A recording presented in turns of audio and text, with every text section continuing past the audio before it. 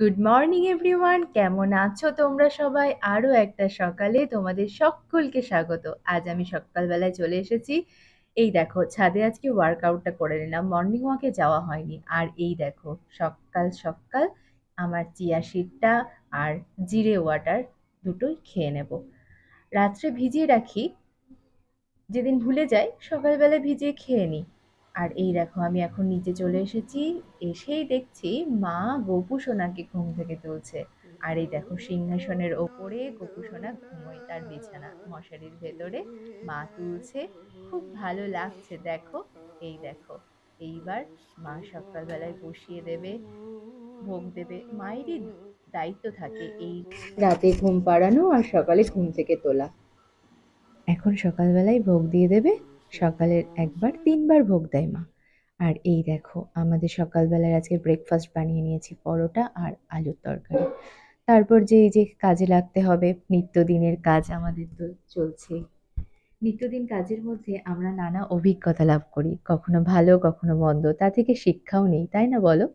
সংসারের বন্ধন প্রেমে বাঁধা, যত্ন ও মনোযোগ যদি না দিই তবে সম্পর্কের বন্ধনকে আরো দৃঢ় করব কিভাবে, তাই না বলো?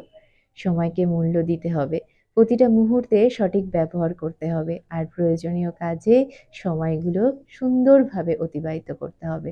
আর আমরা যদি নিজেরা একা ভাবি সংসারটাকে সুন্দর সুখের সংসার বানাবো, তাহলে কিন্তু সম্ভব নয়।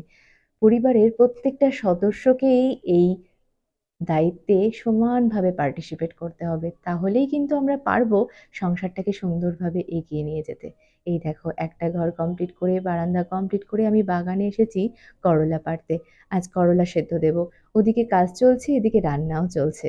আর এই দেখো বাগানটা, দেখো ওপর থেকে বাগানটা খুব ভালো লাগে। আর আজ ছিল মেঘলা ওয়েদার। এই যে আমি এবার বেডরুমে চলে এসেছি, ওই দুটো ঘর কমপ্লিট, বারান্দা কমপ্লিট। এইবার এই ঘরটা কমপ্লিট করে নেব।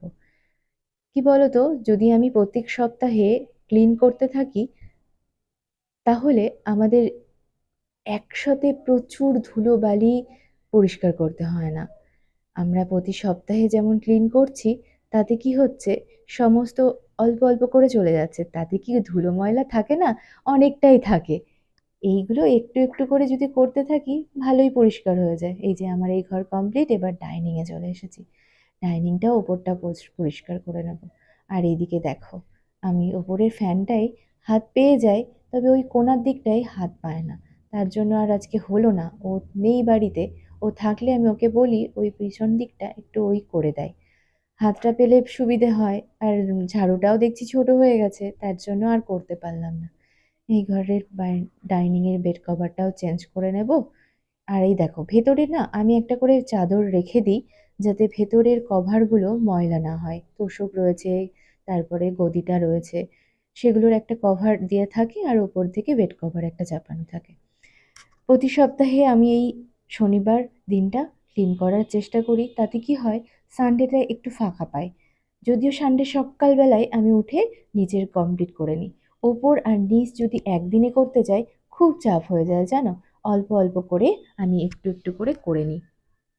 তোমাদের সাথে গল্প করতে করতে আমার দোতলার সমস্ত কাজ কমপ্লিট, একদম টিপটপ। এই দেখো, সবটা হয়ে গেছে।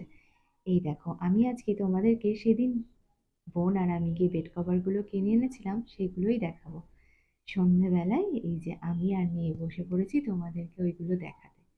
সেদিন খুব পছন্দ হয়েছিল জানো বেড কভারগুলো। আর আমি জানো তো বেড কভার লাভার বলতে পারো। আমার বার্থডেতে আমি কোনো অকেশন আসলেই যদি জিজ্ঞেস করে তোমাকে কি লাগবে বলো তো, আমি বলি আমাকে বেশ কিছু বেড কভার কিনে দাও। আসলে আমাদের বেড কভারগুলো লাগে 5টা বেড আমার। এইবার 5টা বেডে বেড কভার তো বুঝতেই পারছো, এতগুলো একসাথে তো সব কেনা সম্ভব হয় না।